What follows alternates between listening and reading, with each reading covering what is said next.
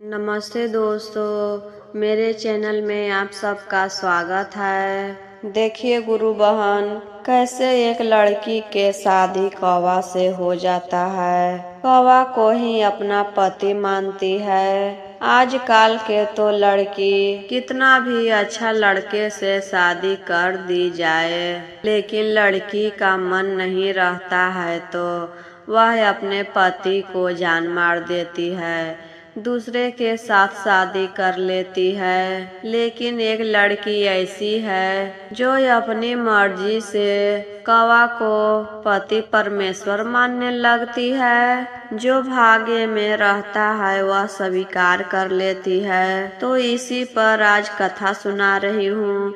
कथा बहुत ही सुंदर है दीदी, शुरू से अंत तक जरूर सुनिएगा। अच्छा लगेगा तो लाइक करिएगा, शेयर करिएगा, और चैनल पर पहली बार देख रहे हैं तो चैनल को सब्सक्राइब करिएगा।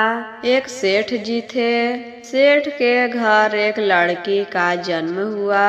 लड़की के जन्म होने पर लोग बहुत खुश थे। लड़की के माता पिता भी खूब खुश हुए कि मेरे घर में लक्ष्मी आई है। सेठ के एक बूढ़ी माँ थी, वह भी बहुत खुश हुई और अपनी पोती को खूब खिलाती थी, तेल लगाती थी। लड़की थोड़ा छेरिया थी, बहुत रोते रहती थी। उसके दरवाजे पर एक कदम का पेड़ था दीदी। वही कदम के नीचे सेठ जी के माँ छोटी बच्ची को ले जाकर तेल लगाते थे, वहीं पर खिलाते थे। और वही कदम के पेड़ पर एक कौवा प्रतिदिन आकर बैठता था। अपने भोजन के तलाश में इधर उधर भटकता था। छोटी बच्ची जब कुछ खाती थी, बिस्कुट ये सब तो गिरा देती थी, तो कौवा खाता था। इसी चलते आकर कदम के पेड़ पर बैठ जाता था। लड़की बचपन में बहुत रोती थी, तो उसकी दादी क्या कहती है कौवे को देखकर, देखो देखो कौवा है, रोएगी तो कौवा तुमको लेकर चल जाएगा अपने साथ घोंसले में। तब कौवा को देखकर लड़की चुप हो जाती थी और कौवा भी प्रतिदिन वही कदम के पेड़ पर आकर बैठ जाता था। और वही छाव में दादी पोती दोनों रहते थे। जब लड़की रोती थी तो दादी यही बात करती थी, देखो कौवा आ गया, तुमको अपने साथ लेकर चल जाएगा, तुमको से शादी कर लेगा, डोली में बैठा कर ले जाएगा, तब तुम घोंसला में कैसे रहेगी। और कौवा को देखकर लड़की डर जाती थी। छोटी बच्ची थी तो वह डर जाती थी और चुप हो जाती थी। प्रतिदिन का यही काम था दीदी। लड़की के चुप कराने का एक उपाय मिल गया था और प्रतिदिन दादी यही बातें करके चुप कराती थी कि कौवा अपने साथ लेकर चल जाएगा, तुमसे शादी कर लेगा, डोली में बैठा कर ले जाएगा। तो बच्ची चुप हो जाती थी। ऐसे ही बच्ची धीरे धीरे बड़ी होने लगी। जब बड़ी हुई तो वही कदम के पेड़ के नीचे बैठकर खेलती थी और कौवा से उसको बहुत लगाव भी हो गया था। कुछ खाती थी तो कौवा के लिए गिरा देती थी और कौवा आकर खा जाता था। अब लड़की 20 बरस के हो गई थी। सेठ जी शादी करने के लिए सब जगह बातें करते हैं कि कोई अच्छा लड़का बताओ, मेरी बेटी अब बड़ी हो गई है, अपनी बेटी के शादी करेंगे। तब एक जगह बात बन जाती है दीदी। लड़की के शादी एक अमीर घर में ठीक हो जाता है। जब बाराती के दिन बारात लड़की के दरवाजा पर आता है तो उधर कौवा भी अपने सारे झुंड को बुलाकर लाता है। वह भी अपने बारात लेकर आता है। सभी लोग सोचते हैं देखो तो आज इतना सारा कौवा पता नहीं कहाँ से आ गया है और क्यों आया है। सब लोग यही सोचते हैं कि बारात में खाना बना है तो खाना खाने के लिए आया है। तब कौवा को खाने के लिए पूड़ी तोड़ तोड़ कर गिराया जाता है, चावल छीटा जाता है कि कौवा खाकर चला जाएगा।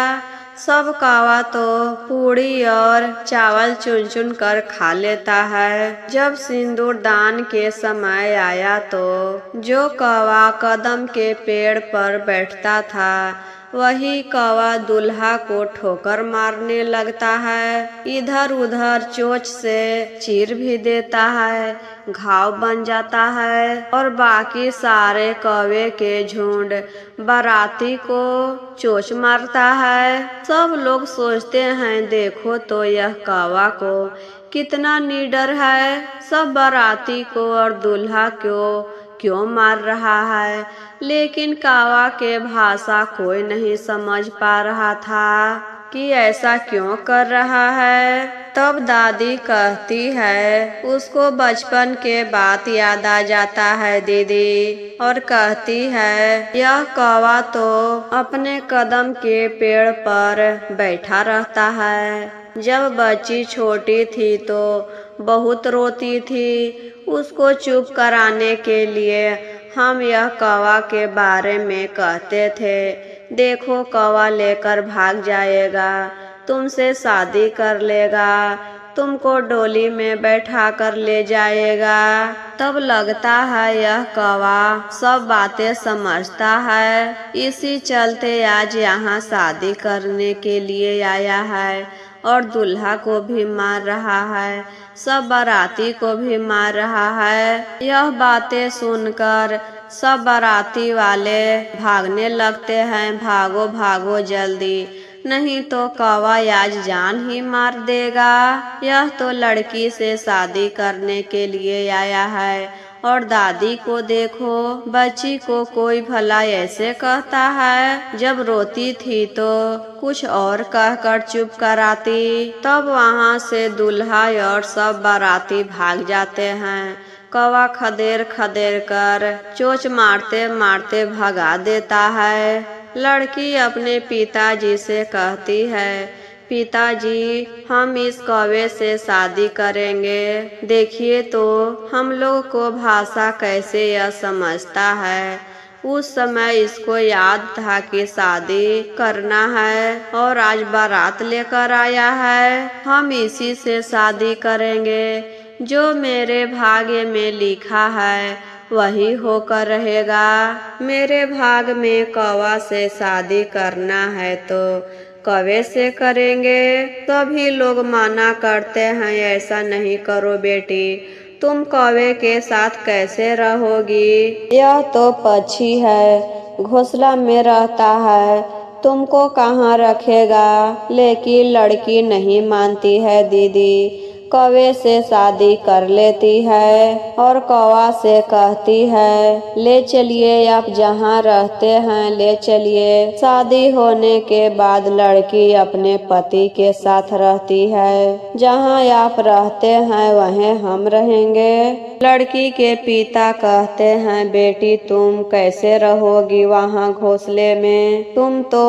अपनी मर्जी से कौवा से शादी कर ली, लेकिन इस घर को अपना घर समझो, यहीं पर रहो। और कौवा भी प्रतिदिन कदम के पेड़ पर बैठा रहता है और तुम भी यहीं रहो। लड़की कहती है, नहीं पिताजी, पति का घर ही अपना घर होता है, जहाँ पर यह ले जाएंगे वहीं पर रह लेंगे। लड़की अपने घर से विदा लेती है, अपने माता पिता को समझाती है, मेरे बारे में चिंता मत करिएगा, हम जहाँ रहेंगे अच्छे से रहेंगे। और कौवे के साथ चल देती है। कौवा धीरे धीरे उड़कर चलता है और लड़की कौवे के पीछे पीछे चली जाती है। कौवा जाते जाते एक बगीचा में ले जाता है। वहाँ एक पेड़ था वही पेड़ पर उसका घोंसला था, उसी में रहता था। और वही पेड़ के नीचे एक साधु का कुटिया था।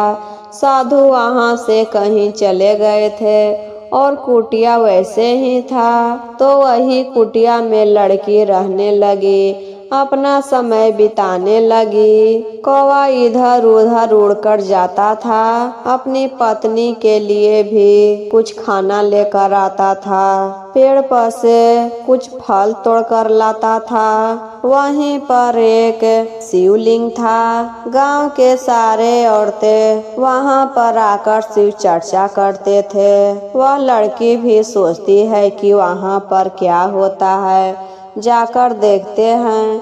वहां जाकर देखती है तो पूछती है। सब शिष्या बहन कहती है, हम लोग चर्चा करते हैं, गुरु से जो मांगिएगा सब पूरा करते हैं, कभी भी किसी शिष्या को निराश नहीं करते हैं। तो उस दिन लड़की भी अपना नाम घोषणा करवा लेती है, दया मांगने लगती है, प्रतिदिन चर्चा में आने लगती है उस दिन से, और महादेव से एक ही चीज मांगती है, प्रभु आपने तो कौवा के साथ मेरी जोड़ी बनाए थे, हम तो स्वीकार किए, अब स्वीकार नहीं किए, ये सब तो आप ही का लीला है, हम खुशी खुशी स्वीकार किए हैं, आपका अस्वीकार नहीं किए, तो आप भी मेरी विनती सुनिए, इन्हें कौवा से मनुष्य बना दीजिए ताकि अपना जीवन सुखी सुखी बिताए इनके साथ। बहुत साल चर्चा करने के बाद महादेव प्रसन्न हो जाते हैं और लड़की के सपना में आकर कहते हैं, तुम आज से 1.25 महीना अपने कुटिया में चर्चा करवाओ, कोई भी जीव जंतु प्राणी कीड़ा मकोड़ा सबके कुछ न कुछ खाना खिलाओ, उसके बाद तुम्हारा मनोकामना पूरा हो जाएगा। तब लड़की सुबह उठती है, कौवा को सारी बातें बताती है कि आज से हम अपने कुटिया में चर्चा करवाएंगे, आप कुछ प्रसाद का इंतजाम कर दीजिएगा। तब कौवा इधर उधर पेड़ पर जाकर कुछ न कुछ फल तोड़कर लाता था और पत्नी को देता था। प्रतिदिन कुटिया में चर्चा करवाती थी, वही फल के प्रसाद बांटती थी, छोटा छोटा टुकड़ा करके एक जगह चिट्ठी के लिए रख देती थी, कुटिया के ऊपर कुछ फल रख देती थी पक्षी के लिए। ऐसे ही करके 1.25 महीना का शिव चर्चा संपन्न हुआ। तो उसी रात लड़की जब सो रही थी तो रातों रात कुटिया सुंदर महल में बन गया और कौवा भी मनुष्य में बदल गया और दोनों पलंग पर सोए हुए हैं। जब सुबह उठती है तो देखती है कि यह झोपड़ी तो महल बन गया है और मेरे पलंग पर एक आदमी सोया हुआ है, यह कौन है? तभी देखती है कि उसी पलंग पर कौवा के खाल पड़ा हुआ है। तब वह समझ जाती है कि यह सब महादेव का आशीर्वाद है, मेरे पति आज मनुष्य बन गए। और कौवा को भी याद था कि हम कौवा थे मनुष्य बनने के बाद भी, कैसे कैसे इस लड़की से शादी किए हैं और अपनी पत्नी से बताता है, किसी युग में हम एक मनुष्य थे, किसी शराब से हम कौवा बन गए हैं और तुम मेरी शराब से मुक्ति दिलाई हो। अगर तुम हमसे शादी नहीं करती तो हम जिंदगी भर कौवा ही बनकर रह जाते, तुमको चलते ही हमको नया जीवन मिला कौवा से मनुष्य बनने का। तो इस खुशी में लड़की अपने घर पर बहुत भारी शिव चर्चा का प्रोग्राम करवाती है। उस चर्चा में अपने माता पिता को भी बुलाती है, पूरा गांव के लोग को भोजन करवाती है, गरीब को कपड़ा बांटती है और सारी घटना अपने माता पिता को बताती है कि यह मनुष्य थे पहले, इसी चलते हम सब के भाषा समझते थे, किसी शराब से कौवा बन गए हैं और हमसे शादी करने के बाद इनका मुक्ति मिला है। उस दिन से लड़की के माता पिता भी खुश हो जाते हैं, सब खुशी खुशी रहने लगते हैं। इस कहानी से हमें यही सीख मिलती है गुरु बहना, हमें जिससे भी शादी हो जाए उसे पति के रूप में स्वीकार कर लेना चाहिए। जो भाग्य में लिखा रहता है